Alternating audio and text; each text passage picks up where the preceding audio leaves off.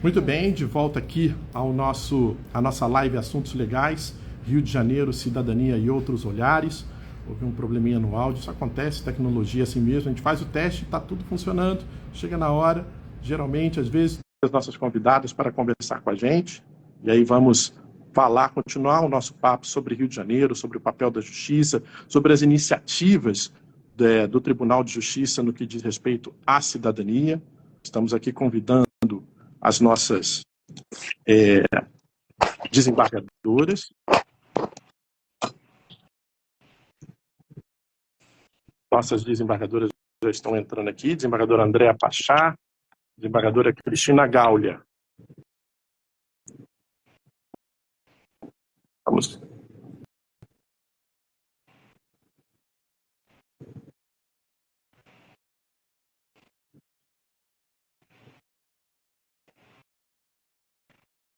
Estamos aqui fazendo o convite às duas magistradas. Se você tiver alguma pergunta, você pode participar, você pode falar com a gente, deixa aí nos comentários.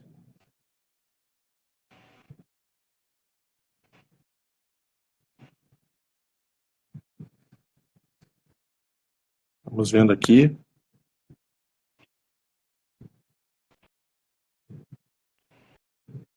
Vou chamar aqui novamente aqui, desembargadora Andréa Pachá. Presente. Opa! Desembargadora, eu vou pedir... A senhora está me ouvindo? Estou ouvindo super bem.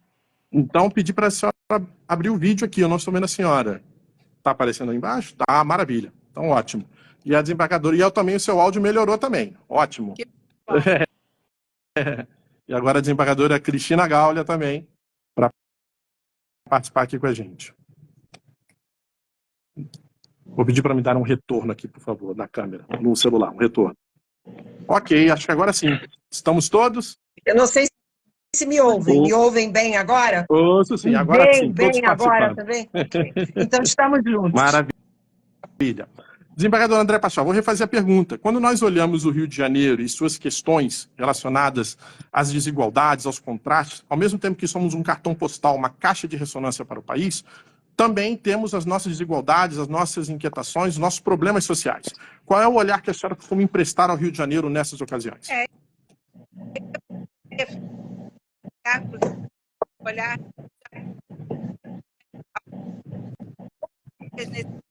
infernal. Eu olhava pela vibratório do caos. É um específico que nem a outras demandas dos Estados da Federação.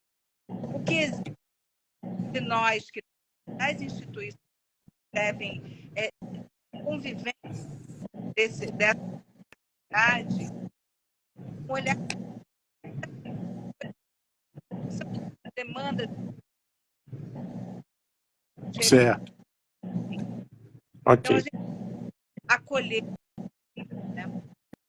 Ok. Desembargadora, eu vou pedir para a senhora, não sei se teu áudio está, talvez, um problema de conexão, o seu Bluetooth para desativar, e eu vou fazer a mesma pergunta para a desembargadora Cristina Gaulia, para ela poder nos responder. Desembargadora. Vamos ver se eu consigo, então, Perfeito. claramente me fazer escutar. Então, como é que eu vejo a cidadania no Rio de Janeiro, como eu vejo a cidadania no Brasil inteiro? Na verdade, nós temos múltiplas formulações de cidadania. E nós temos hoje, infelizmente, aqueles que não são cidadãos. Nós temos cidadanias mutiladas, cidadanias fragmentadas, cidadanias invisibilizadas, e temos, ao mesmo tempo, cidadanias plenas, cidadanias empoderadas. Então, a gente, na verdade, vive numa cidade, isso não é um signo do Rio de Janeiro, isso é um signo das grandes capitais do Brasil. Né? São Paulo é a mesma coisa, Porto Alegre é a mesma coisa, BH a mesma coisa, e assim vai. essa multiplicidade de formatações de cidadania requer do judiciário principalmente, e não vou falar dos outros poderes republicanos, porque nós, eu e a Andréa, integramos o poder judiciário. Então a gente tem que falar, né, da nossa casa, do nosso papel de autoridade. Então isso demanda que o poder judiciário amplie seus horizontes de visibilidade. O juiz, a juíza, o desembargador, a desembargadora, o ministro, eu vou mais além, né? Devem hoje, precisam hoje ter, na verdade, essa visão ampliada de cidadania.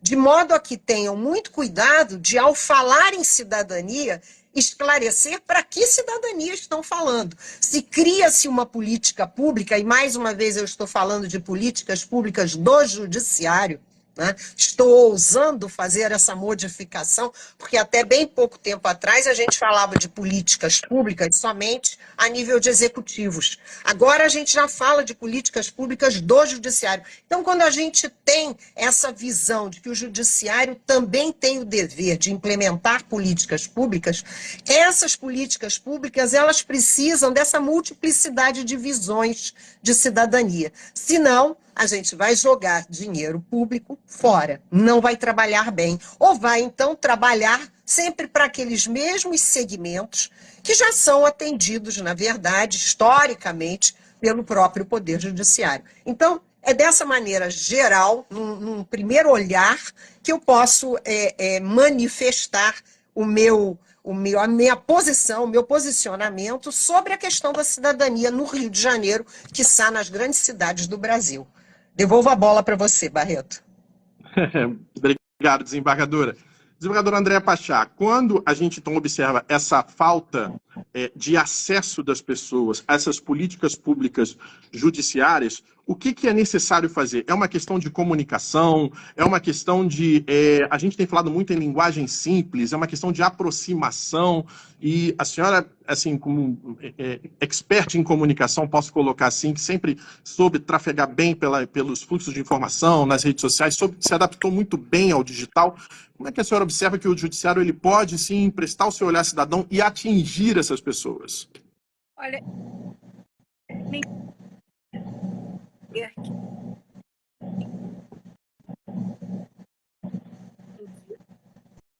o que se fala e para quem se fala, você não será respeitado e você não será reconhecido. Então, é claro que há uma necessidade enorme do judiciário se fazer compreensível, especialmente no momento que nós vivemos, em que quase todas as demandas de cidadania e de políticas públicas escoam no judiciário. Porque nós vivemos durante muito tempo imaginando que as leis resolveriam os problemas da convivência social e do acesso à justiça. E, no segundo momento, nós já percebemos que as leis são insuficientes. Então, o que mais nós temos discutido é a efetividade. Como é que aquela lei pode ser efetiva? O que adianta você ter uma Constituição tão rica em direitos se esses direitos são inacessíveis? É fundamental que alguém garanta o acesso a esses direitos. Essa é a nossa casa. As pessoas vêm aqui ávidas pela efetividade dos seus direitos, e o que a sociedade quer o tempo todo é mais justiça. Só que a expectativa de justiça também vai ao encontro do que a desembargadora Cristina Gauli acabou de falar, das múltiplas cidadanias. Dependendo de quem olhe, dependendo de quem queira, a justiça pode significar alguma coisa para um e outra coisa para outro. E nós trabalhamos com a justiça na perspectiva normativa. Que justiça é essa? Que poder é esse? É um poder que deve garantir ao cidadão a efetividade dos seus direitos previstos na Constituição e nas leis. Então, a gente tem uma limitação que muitas vezes frustra o desejo do cidadão quando ele chega ávido por justiça. Porque eu costumo dizer que, para um fumante, é injusto não poder fumar num lugar público. No entanto, não é esse o conceito de justiça que nós temos. Esse desafio de tentar fazer esse poder compreensível e de estar mais próximos da sociedade tem sido uma preocupação constante, tanto minha quanto a desembargadora Cristina, há anos. Nós sabemos que um poder só se legitima quando ele é compreendido. Então, essa tentativa de escancarar as portas do judiciário, estabelecendo quais são os nossos limites, é muito importante, para que não se tenha também uma falsa percepção de que a justiça resolve todos os problemas. E a cada dia são maiores as demandas que impactam o judiciário e que chegam ao judiciário. O judiciário não é a panaceia e nem é a solução para todos os problemas, infelizmente. Uma coisa interessante, Uma coisa interessante fazermos uma live é que o pessoal vai nos ajudando. Olha, agora o áudio está bom, agora o áudio está legal e o áudio das duas está perfeito. Então vamos prosseguindo aqui. E já temos uma pergunta, inclusive, aqui. A pergunta é a seguinte: como o Poder Judiciário está provendo as políticas públicas, por exemplo, para a população em situação de rua? Uma pergunta que um usuário aqui, que um seguidor nosso, nos fez agora há pouco. Desembargadora Cristina Gaulia, rola a bola para você. Deixa eu fazer uma pequena introdução, só pegando um gancho com o que a Andréa disse. Eu tirei da minha biblioteca essa publicaçãozinha que a Andréa conhece, e que muitos que estão nos assistindo conhecem também, que é o Judiciário ao Alcance de Todos, Noções Básicas de Juridiquês. Então, a primeira coisa é a gente aprender a falar mais simples, e agora, por incrível que pareça, quase 15 anos depois dessa publicação, não é mesmo, Andréa, que foi feita pela nossa Associação Nacional, a gente tem um Pacto Nacional do Judiciário pela Linguagem Simples. Então, linguagem simples é um must, é uma obrigação de todo juiz, de todo desembargador. Por isso que essas lives são importantíssimas. E eu puxo também um pouquinho o gancho lá para a Justiça Cidadã, que é esse curso de formação de lideranças comunitárias que o Tribunal de Justiça vem mantendo há 20 anos. Vamos fazer agora em abril 20 anos, e que foi uma iniciativa, na verdade, do Miguel Pachá, quando eu era juiz auxiliar dele, há 20 anos atrás, e a Andréa também coadjuvava essa administração. Então, falar simples é obrigatório. Em segundo lugar, a gente está falando de acesso à justiça. Acesso à justiça a gente tem que facilitar com pequenas coisas. E eu recentemente, muito recentemente mesmo, eu ouvi uma palestra do Denzel Washington, aquele ator multipremiado norte-americano, estadunidense, que, na verdade, é um ator maravilhoso, e ele me falou duas coisas. Ele falou duas coisas que eu achei assim extremamente importantes. Em primeiro lugar, uma política pública você só começa com compromisso. Então, a nossa Constituição, que a Andréa trouxe muito bem, é uma Constituição compromissária. Compromissária com o quê? Com o catálogo de direitos fundamentais que ela trouxe lá atrás, em 88, e depois na reforma pela Emenda Constitucional 45 de 2004.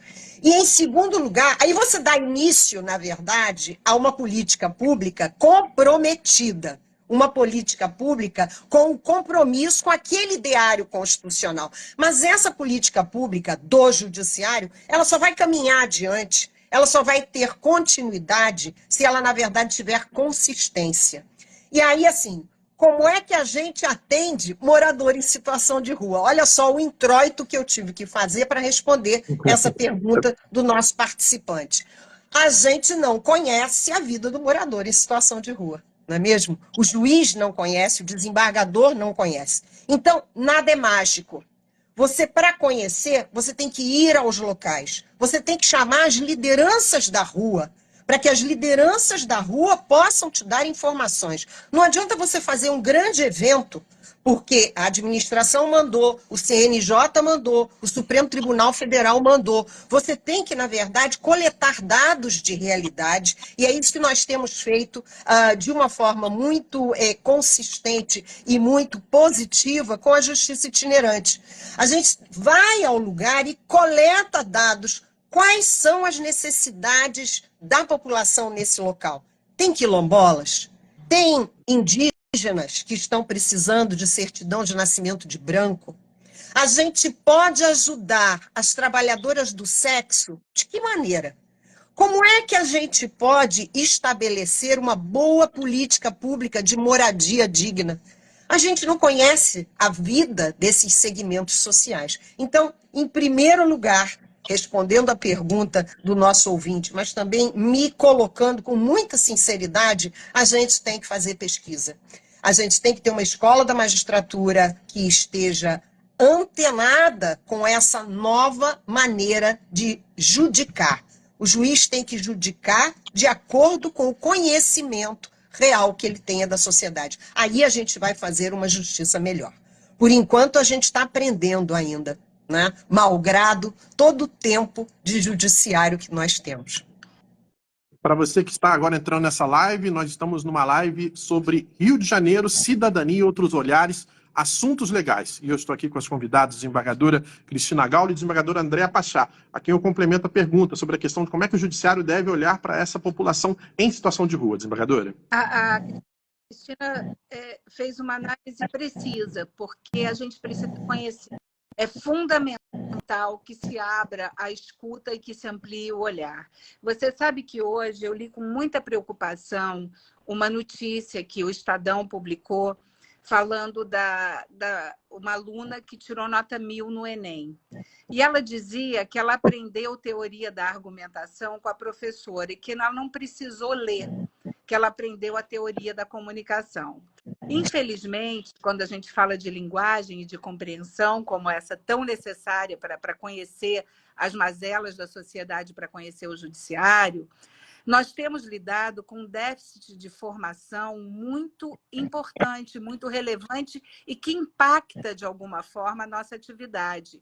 Da mesma forma que uma aluna consegue tirar nota 1000 sem ter lido nenhum livro e fala sobre isso com muita tranquilidade, nós temos observado pessoas procurando concursos públicos para ingressar no serviço público, na atividade jurisdicional, e que também acham que o acesso à magistratura é garantido por meio de cursinhos, por meio de treinos, por meio de coaches, e que se orgulham também de não ter lido um livro.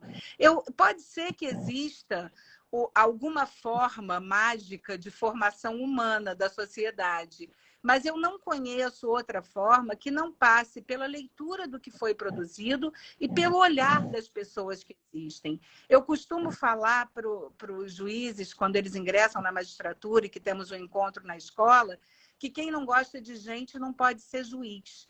Isso serve para qualquer profissão que lide com o ser humano. E o judiciário, mais do que essas profissões, precisa enfrentar essa linha afetiva que nos une à sociedade que espera a efetividade dos direitos. Então, não é possível pensar numa formação que não seja consistente, não é mágica e não é pragmático. A gente tem que fazer um esforço danado para vencer essa lógica do utilitarismo, do pragmatismo, que transforma todo mundo em estatística e em número, e começar a lidar com a cidadania na perspectiva que ela interessa, que é a perspectiva humana. A mim interessa atuar no judiciário se eu puder impactar a vida das pessoas que precisam de um direito e precisam da efetividade desse direito. Porque senão vira retórica, vira fantasia, vira um lugar de exercício do poder descolado da realidade.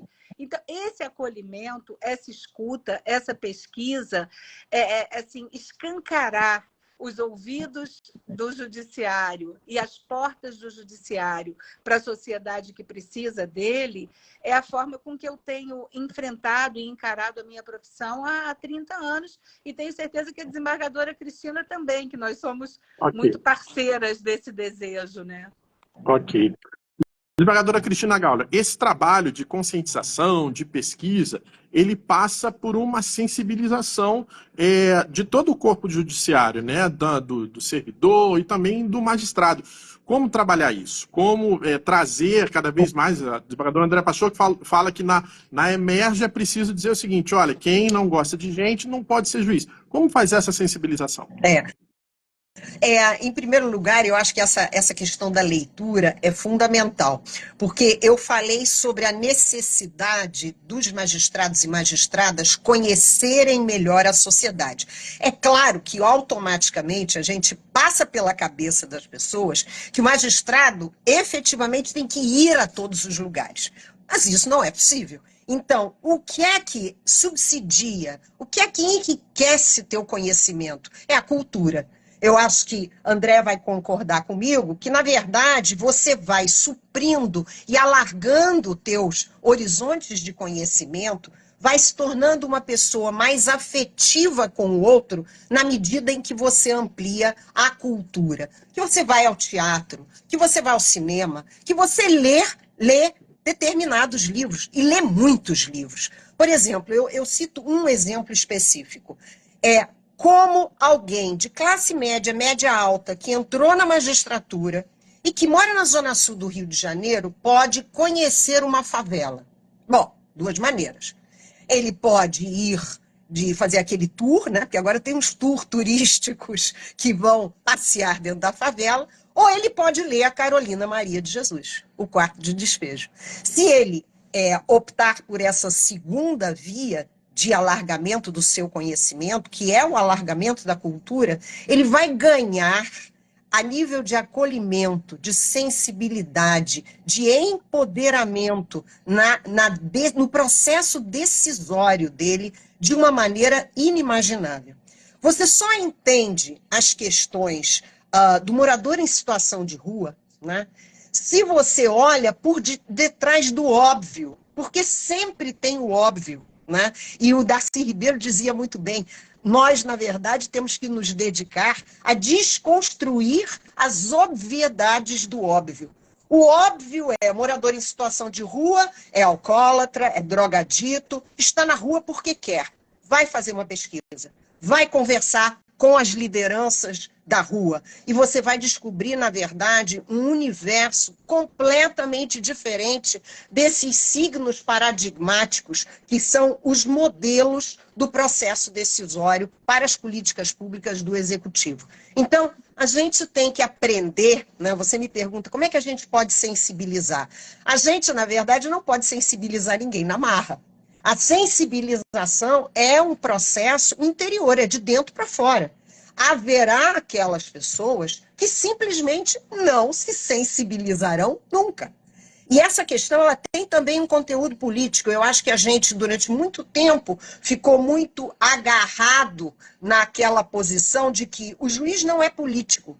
O juiz é um animal político. Na verdade, todos nós somos animais políticos. Não há quem não seja político. E justamente aquele que diz não sou político já está sendo político. Né? Então, essa questão de discutir política, a questão de aprender melhor o que pensa a sociologia, o que pensa a antropologia, o que pensa a filosofia sobre não só a sociedade civil onde milita o juiz, mas sobre o próprio judiciário. O que pensam essas ciências sociais sobre o judiciário? Não à guisa de crítica destrutiva, não, ao contrário. Né? Quando, por exemplo, eu gosto muito dos exemplos de mãe e pai, né? Quando você critica um filho, você quer que ele melhore. Né? Às vezes não deve criticar, porque a resposta pode não ser a melhor. Mas no caso do poder republicano, é importante que a gente vá de encontro, receba essas críticas e ouça essas críticas com atenção. Daí vai advir a sensibilização, com certeza. Certo. Desembargadora Andréa Pachoco, a senhora trabalhou muitos anos, né? Foi titular em vara de família. Até que ponto as questões familiares esses conflitos acabaram sendo atingidos também por questões externas, por questões sociais, e aí trazendo a pauta aqui o Rio de Janeiro? Até que ponto essas questões sociais interferiam nesses conflitos familiares? O que a senhora pode falar para a gente? Olha, talvez a área de família seja a área onde a cidadania é mais escancarada, porque todo mundo vai à justiça por alguma questão familiar em algum momento da vida. Ou para registrar um nascimento, que a pessoa só se transforma em cidadão a partir de um registro, a partir de quando ela recebe uma certidão de nascimento. E aqui no Rio a gente tem o trabalho de enfrentamento ao subregistro, que também é capitaneado pela Justiça itinerante com muita eficiência. E até o momento da morte, quando tem um óbito, tem um inventário, ou durante a união, durante a convivência, o afeto, o amor, o fim do casamento, um divórcio, todas as pessoas em algum momento passam no judiciário. E nessas horas fica muito exposto a dor e a angústia que a pessoa sente quando precisa da justiça. É engraçado que a relação que a maioria da sociedade tem com o judiciário, quando é chamado para participar de um processo, é a de devedor. É quase como se estivesse sendo preso. Ninguém gosta de ser chamado para ser réu em um processo, ninguém gosta de procurar um advogado para ajuizar uma ação. Ninguém vai ao judiciário por diletantismo, as pessoas vão ao judiciário por necessidade. Então, já é um momento muito doloroso, de muita inquietação a pessoa precisar do judiciário e se ver nessa condição. Se você encontra nesse ambiente uma resposta para o teu problema, o teu conflito é resolvido, justa ou injustamente, você começa a achar que aquele sistema pode funcionar. O que tem acontecido e que tem impactado de uma forma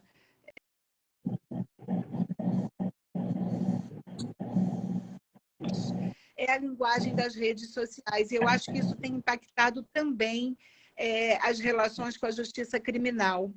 Porque o que se chama de justiça nesse ambiente de torcida, nesse ambiente de excesso de visibilidade, de polarização, é sempre o certo e o errado, o bom ou mal, o justo ou o injusto, é o justiçamento. E esse sentimento que se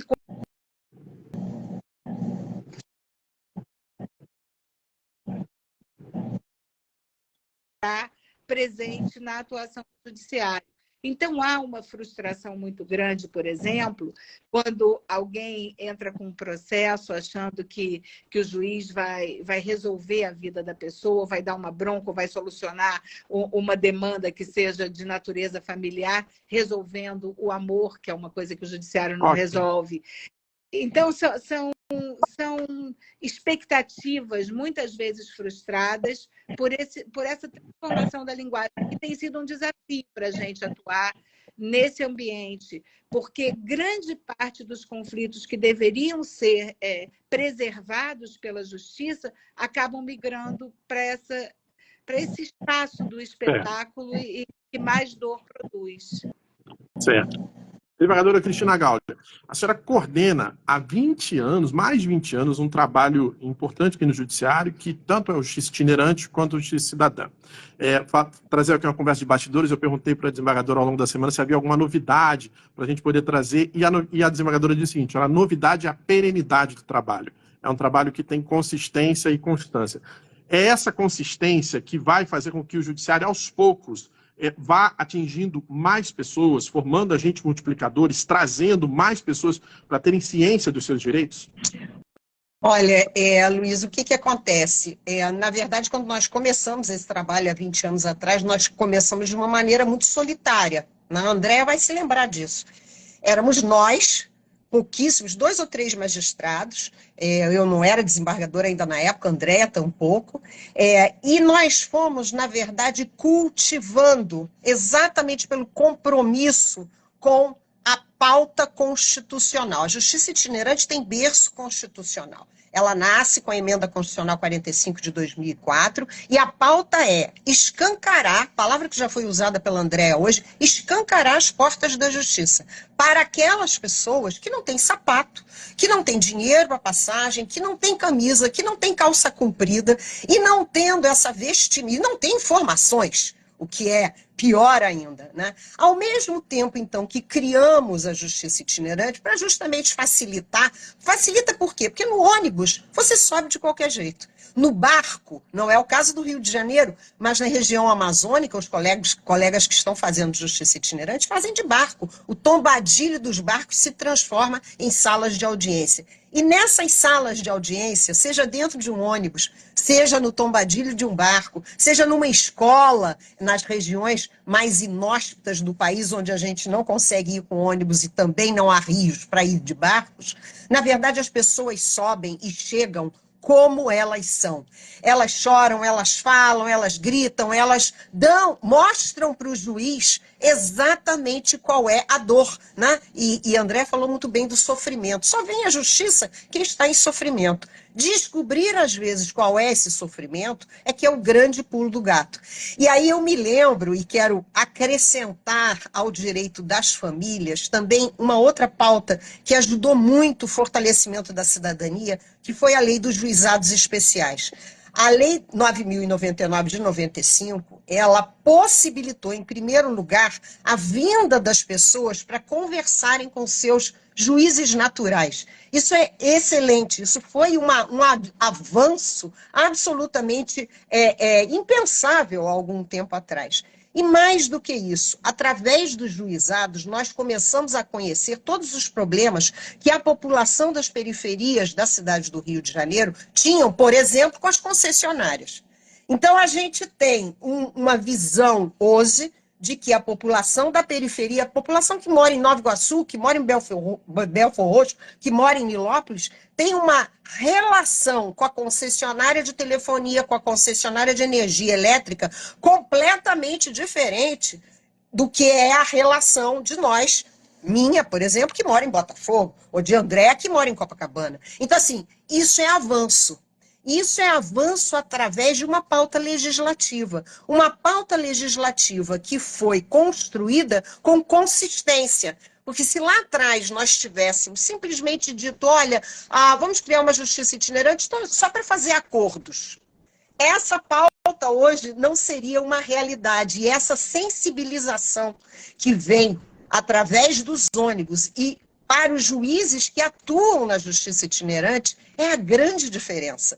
Ao lado disso, a gente tem a justiça cidadã e a gente, nesses cursos, né, de como é que funciona a justiça, o que é o poder judiciário, a gente traduz para as pessoas esse juridiquês, traduz para as pessoas essa grande caixa preta do judiciário. O que faz um, o que faz outro, enfim, o que fazem todos esses elementos, todos esses atores que atuam no sistema de justiça. Essas duas coisas entrelaçadas, elas fazem a maior diferença. Nós temos um cenário nas redes sociais, embargador André Pachá, que é muitas vezes um cenário de polarização. Há quem diga que há uma polarização não apenas político-partidária, mas até mesmo uma polarização afetiva, que atinge os afetos, que atinge as relações interpessoais, que atinge os círculos familiares. Mas essa polarização das redes, ela chega nessa ponta, que é esse atendimento à população nas comunidades, no justiça itinerante marítima. A senhora acredita que essa polarização chega até lá ou é uma outra realidade na sua avaliação? Vou passar a pergunta para a desembargadora Andréa Pachá e depois a desembargadora Cristina Gaulia complementa. Olha só, Felipe, está falando de realidades profundamente diferentes, mesmo dentro de um mesmo estado. Você vai encontrar no estado do Rio pessoas que não têm registro de nascimento, que não têm acesso a nenhuma rede social, porque não têm acesso à tecnologia. Então, essa é uma realidade que assim, é quase como se nós tivéssemos uma franja da cidadania e tivéssemos subcidadão dentro desse corte. São pessoas que não têm acesso nem a direitos básicos. Segura essas pessoas não são alcançadas por essa polarização, não porque elas não é engraçado a gente falar em direito a acesso à polarização, porque é quase um paradoxo, mas essas pessoas não têm nem acesso à tecnologia que as permita usar as redes sociais. Nós tivemos um problema grave agora durante a pandemia, quando as pessoas precisavam pedir o auxílio e a única forma de solicitar o auxílio era virtual. Como é que você garantia o auxílio emergencial para quem mais precisava dele, se você não tinha acesso à cidadania? O que acontece também agora com essas cooperativas que querem ter acesso à moradia e que precisam preencher os cadastros para ter acesso ao crédito do Minha Casa Minha Vida. Então, são muitos Brasil que está dando. Esse papel que a Justiça Itinerante faz atende também, especialmente, esses cidadãos que não têm acesso a nada. Então, essa polarização, claro, não chega a essas pessoas, mas é inegável o impacto dessa linguagem em toda a sociedade, na sociedade como um todo. E não é uma coisa casual, e não é uma polarização histórica ou humana ou ancestral, porque eu tenho ouvido com muita frequência: as pessoas sempre foram horríveis, agora a gente sabe que elas são horríveis. Não! Eu acho que há deliberadamente uma linguagem formatada, e o Eugênio Butti traduz isso com muita clareza num livrinho que ele escreveu chamado Incertezas, que ele mostra como essas redes sociais, como essa linguagem foi formatada, para as pessoas se polarizarem, porque é isso que gera lucro. E a gente é capturado por essa linguagem. Só que a linguagem da justiça é a linguagem humana. É a linguagem que aceita a complexidade, que aceita a nossa contradição, que entende que cada ser humano tem um sentimento específico que não passa por essa polarização que nos é imposta. Então, esse desafio hoje tem sido muito grande. E nos processos de família, dos direitos de famílias, isso tem aparecido de uma forma gritante, porque são essas polarizações e essas linguagens que têm chegado aos processos. A gente não pode esquecer e nem pode se descolar da humanidade que estrutura. Justiça é feita a partir de valores da racionalidade da humanidade. O sistema de justiça é feito sobre esses valores. Desembargadora Gal. É isso. Não, eu só queria acrescentar que, na verdade, os juízes, principalmente quando você fica mais maduro, quando você já tem mais tempo de justiça, você lembra que, na verdade, polarização, o juiz sempre foi acostumado com polarização. Se você trabalha há 30 anos fazendo audiência, você vê diariamente, seja na vara de família, seja na vara civil, seja na vara de órfãos, seja em qualquer vara de fazenda, você vê polarização.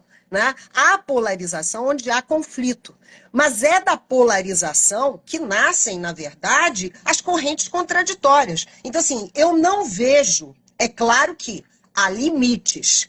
Eu não estou falando aqui de uma liberdade total, de você agredir o outro, de você xingar o outro, de você denegrir completamente o outro. Eu estou falando da polarização saudável. A polarização, ela é relevante. Principalmente, como diz o José Murilo de Carvalho, dizia, falecido recentemente, né, que a cidadania no Brasil virou gente. Então, finalmente, a cidadania virou gente. Nem todo mundo, como eu disse no início, ainda é cidadão. Já é cidadão, já chegou à categoria de cidadão. Mas quanto mais a cidadania assumir esse papel de ser gente, de deliberar, de buscar, de reclamar, mais polarização vai haver. E, na verdade, é da polarização que vão nascer as soluções. Se todo mundo caminha numa única trilha que é a melhor, que é a ótima, que é a maravilhosa, por vários motivos, ou não quer se incomodar, ou porque, na verdade, não tem a liberdade que necessitaria ter para demandar, nós nunca vamos sair do lugar onde nós estamos. Então, polarização é bom. Polarização é ótimo, e eu acho que é um dos efeitos importantes que as redes sociais nos trouxeram. Assim nós podemos ouvir mais pessoas, principalmente nós que ficamos ainda enclausurados nos nossos castelos de cristal, né? Eu acho que é através das redes sociais, é através de oportunidades como essa, é através de diálogos, principalmente nas salas da Justiça Cidadã, quando nós ouvimos cidadania de todos os locais, de todas as ambiências, é que nós crescemos. E eu digo, mas eu repito mais uma vez, o juiz precisa crescer. Ele não pode parar de crescer. Ele tem que crescer ampliando seus horizontes de conhecimento, de cultura e principalmente de sensibilização em relação às dores dos outros. Porque as dores dos outros não são as suas. As dores do juiz não são as dores de alguém que mora na favela. Não são as dores de alguém que tem que trabalhar, por exemplo, na Vila Mimosa. Né? São dores diferentes. E essas dores nós precisamos compreender melhor. E para isso as redes sociais são muito boas. Para isso a polarização, para isso os debates, para isso os diálogos. Eu acho que é sensacional, foi um ponto muito positivo que a Covid-19 nos deixou. Eu lembro a você que está nos assistindo que você pode mandar suas perguntas, a gente traz aqui para a gente debater, trocar ideias.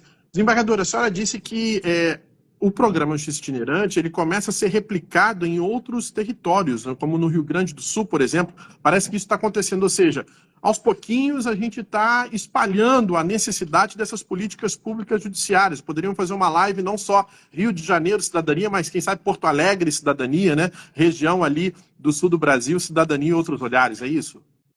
Com certeza. Eu quero só lembrar que, na verdade, a Justiça Itinerante nasce de uma pauta, de uma agenda do FONAGE, do Fórum Nacional de Juizados Especiais, na época em que estava se gestando no Congresso Nacional a reforma do Judiciário, né, que deu na emenda constitucional de 45 em 2004. Então, em 2003, o Fórum Nacional de Juizados Especiais, que eu integrava com outros colegas também, enviou uma proposta de justiça itinerante. E a justiça itinerante ela já está em vários estados do Brasil.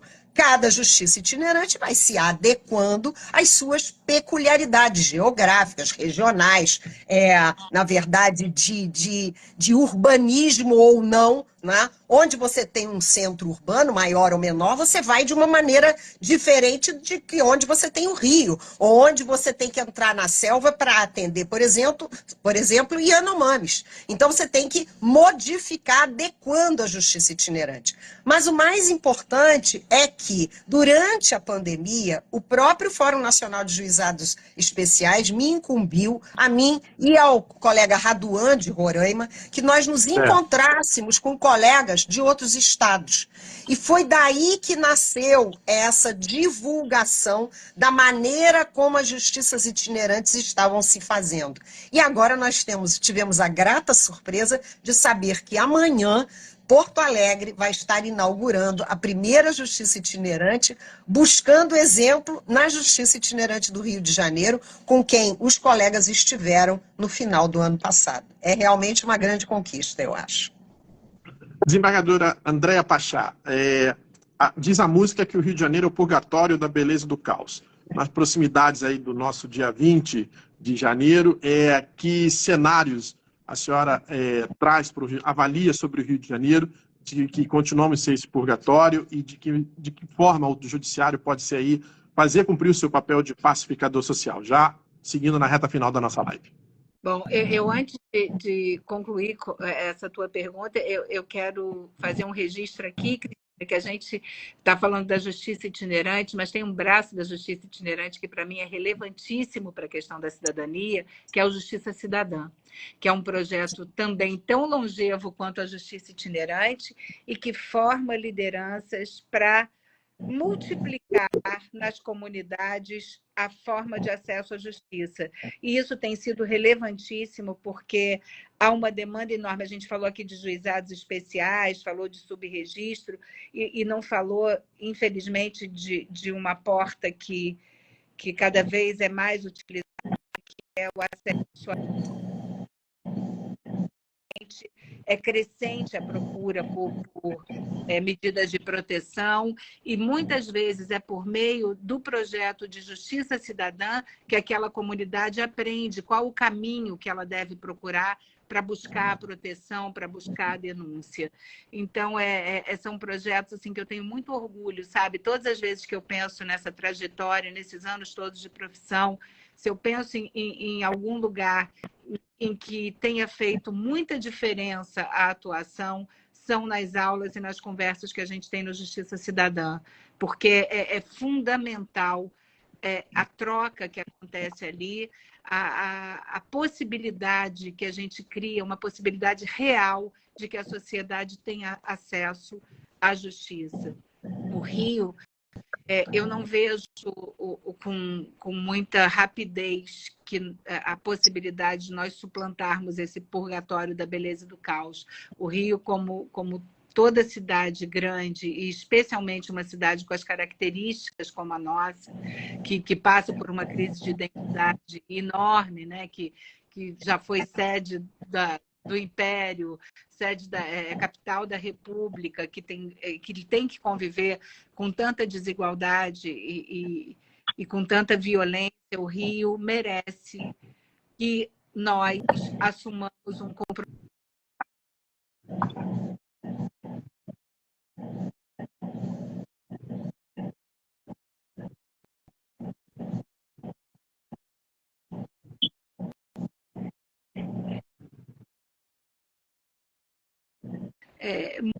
Muito firme com a sociedade.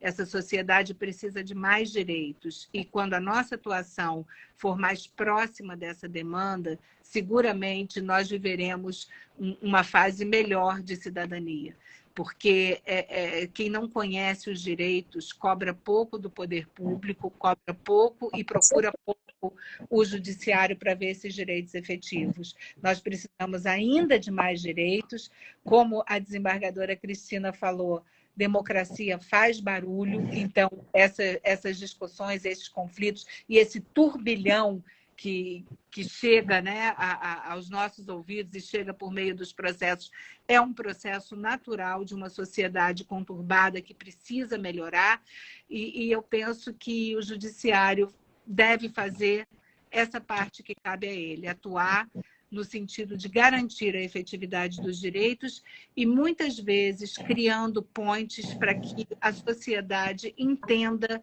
qual o caminho para acessar esses direitos. E esses dois projetos, da Justiça Itinerante e da Justiça Cidadã, são absolutamente grandiosos nesse sentido.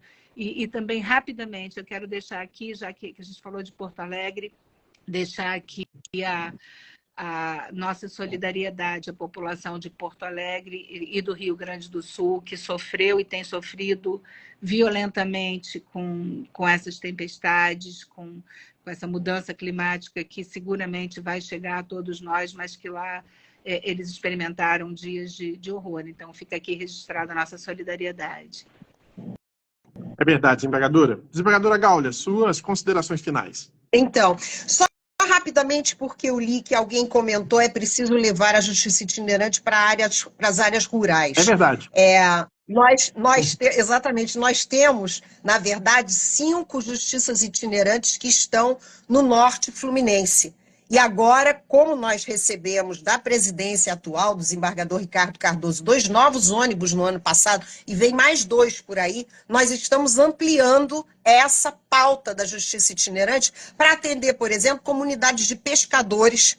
Porque o pescador, né, ele não bota sapato, ele não entra no fórum, o horário de funcionamento do fórum é incompatível com a atividade profissional do pescador.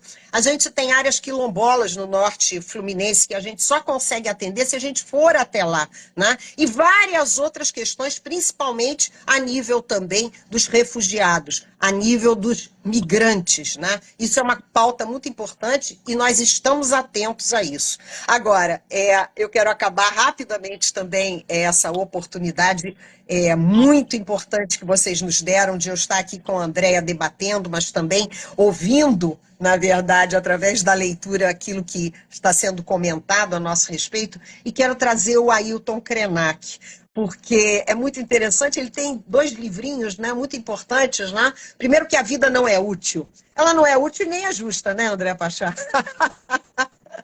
Ela, na verdade, não é útil e não é justa. Por quê? Porque essa coisa de você transformar tudo em dinheiro, né? Você vê somente a economia, você vê somente a agilidade, pode ser, na verdade, um andar para trás, uma caranguejada, né? Na verdade, pode ser a pior das hipóteses. Então, na verdade, o que é que diz o Krenak, né? Que a gente tem que ter bastante criatividade, bastante união para ter ideias para adiar o fim do mundo, né?